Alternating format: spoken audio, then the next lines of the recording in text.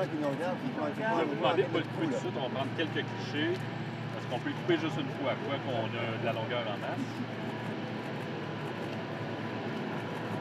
Ah, Je dirais comme ce serait correct. Oh, il arrive. Ça vous va? Ah! Parfait. Excellent.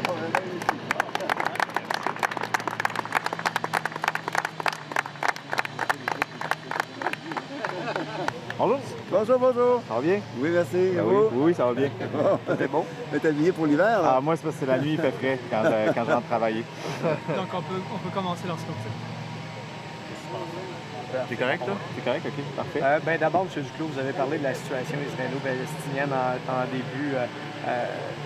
Parlez-moi un peu là, de ces trois corps canadiens qui ont été retrouvés là-bas. Qu'est-ce que vous faites présentement pour tenter de les rapatrier?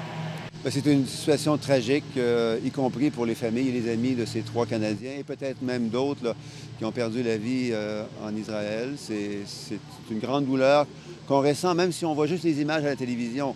On voit, mais on sent ce que ça représente d'être dans une situation aussi terrible de guerre.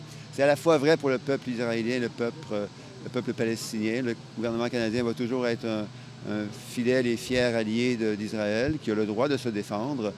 Mais on pense aussi à toutes les autres victimes civiles là, qui malheureusement s'accumulent depuis déjà plusieurs jours. Est-ce que les démarches ont débuté justement pour rapatrier ces Canadiens-là qui ont été retrouvés là-bas? Oui, les démarches ont commencé déjà depuis la fin de semaine, quand le gouvernement canadien a pu constater les risques qu'il y avait pour les Canadiens en Israël et en Palestine. Déjà, les activités qu'on appelle consulaires ont commencé dimanche pour que les gens puissent être informés, rassurés et guidés par rapport à ce qui allait suivre. Mme Joly, ce matin, a fait une conférence de presse pour donner plus de précisions. Il y a des avions qui vont être mis à la disposition des citoyens canadiens qui se retrouvent coincés là-bas en Israël et en Palestine.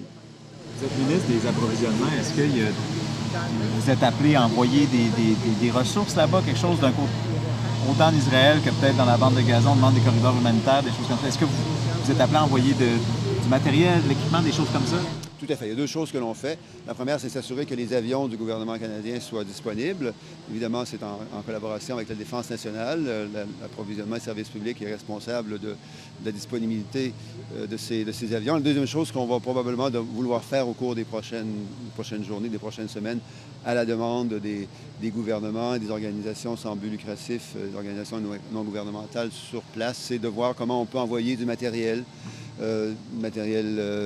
pour prendre soin des gens. Ça peut être de la nourriture, ça peut être de l'équipement, ça peut être des outils, des médicaments, tout ce dont les gens là-bas auront besoin pour passer à travers cette terrible épreuve qui a déjà fait immensément mal au peuple israélien et palestinien.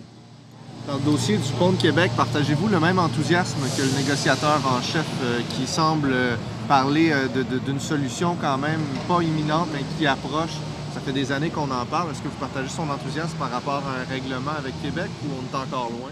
Bien, je partage sa détermination.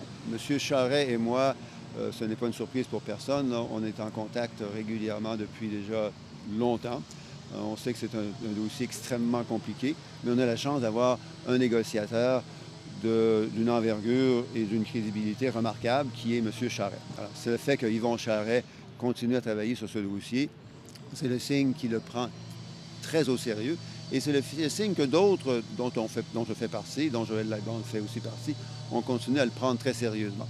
Et c'est d'autant plus important dans un contexte où on parle d'un troisième lien.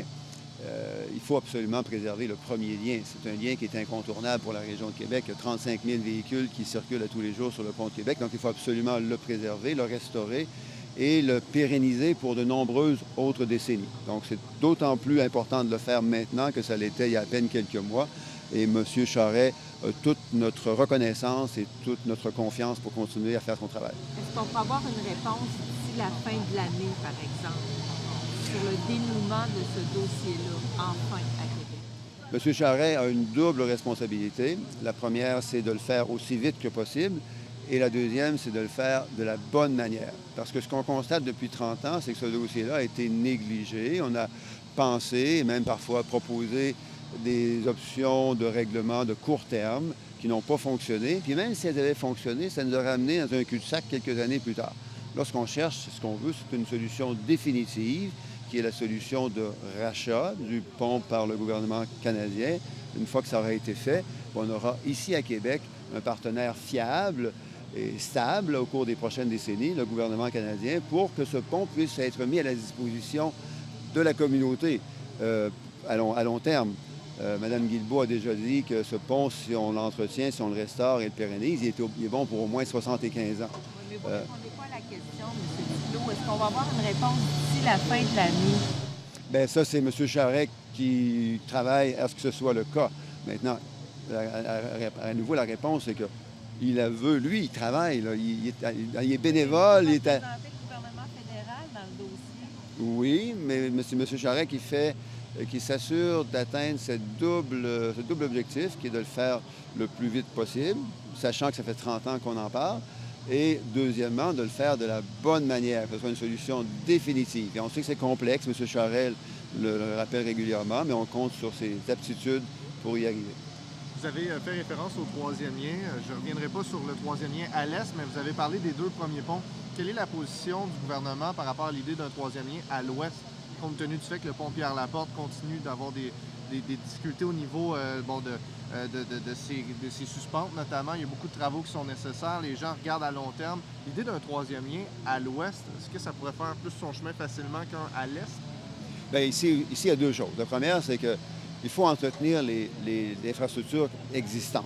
Ça, c'est la condition de base. C'est vrai pour le pont de Québec, c'est vrai aussi pour le pont Pierre-Laporte. Hein, ce qui a coûté des milliards à construire au cours des dernières décennies, il faut investir les quelques dizaines de millions qui sont nécessaires par année pour pouvoir en profiter et en disposer pour de nombreuses autres années. Ça, c'est la leçon majeure, la leçon de base d'une bonne gestion gouvernementale, c'est d'entretenir ce dont on dispose déjà. La deuxième chose, c'est que sur d'autres ponts, bien là, il faut voir quelles sont les idées, quelles sont les propositions. Donc, un élu fédéral peut difficilement hypothétiser, imaginer des choses à dire sur quelque chose qui n'a pas encore été proposé. Donc, je sais que je ne suis pas le seul. Il y a beaucoup de gens dans la région de Québec qui veulent en savoir davantage, mais c'est M. Legault qui a promis de le faire et on va lui donner le temps qu'il faut pour qu'il puisse le faire. Il y a quelques mois, vous étiez dans la région de Charlevoix concernant les inondations. Là. Il y en a eu encore ce week-end là-bas. Les gens sont stressés, les gens trouvent que ça avance pas assez vite. Vous leur aviez promis que votre gouvernement serait là pour eux. Qu'est-ce que vous faites présentement pour ces gens-là qui vivent encore avec des inondations? Le gouvernement canadien est en appui au gouvernement du Québec, ce qui est responsable de la sécurité publique, des aménagements, de la protection du territoire, des urgences publiques. Donc, c'est le gouvernement québécois qui mène ce dossier. C'est correct parce que c'est lui qui traite directement avec les municipalités. On sait que c'est compliqué pour les gens de Baie-Saint-Paul. J'en connais plusieurs. Moi-même, comme ma famille, vient de l'endroit. Donc, c'est très difficile. Ils vivent beaucoup de stress. Ils ont une attente qu'ils jugent interminable. Nous, on continue à dire qu'on est là pour appuyer le gouvernement du Québec. Ce sont des budgets qui sont fournis quand les demandes sont faites du gouvernement du Québec ou des gouvernements des provinces au gouvernement fédéral. Donc, on a besoin de laisser le temps au gouvernement du Québec de faire les choses correctement. Mais à nouveau, on sent là, sur le terrain, et je le sens, moi, de manière un peu privée, parce qu'à nouveau, il y a des gens que je connais qui habitent là-bas, c'est beaucoup de stress, beaucoup de soucis que les gens vivent depuis plusieurs semaines. Je veux juste revenir sur une chose pour Israël. Est-ce que vous avez eu des demandes déjà d'autres États ou d'ONG pour envoyer du matériel ou des choses là-bas? À ma connaissance, non. Mais si on en reçoit, ça va passer par le ministère des Affaires étrangères. Et ensuite, l'approvisionnement des services publics va être là rapidement, souvent avec l'appui d'autres organisations comme la Croix-Rouge, Médecins sans frontières, donc des organisations en qui on a confiance, qui vont pouvoir aider directement pour qu'eux puissent fournir les services au peuple israélien et palestinien. Merci.